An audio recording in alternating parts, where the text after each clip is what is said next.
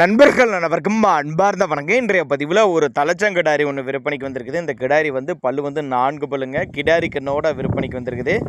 இப்போ ஈன்றுக்கிறது ஒரு ஈன்றுக்குது. தலைச்சங்கிடாரியில் கண்ணு ஈன்றுக்குது. அந்த கண்ணு தான் கிடாரி கண்ணு. 6 மாதம் பக்கம் இருக்குன்னு சொல்லியிருக்காங்க. கண்ணு ஈன்று 6 மாதம் பக்கம் இருக்கும். கிடாரி கண்ணே இப்போ 10,000 ரூபாய்க்கு விற்கும் அப்படின்னு தான் சொல்லியிருக்காங்க. கண்ணோட வருதுங்க.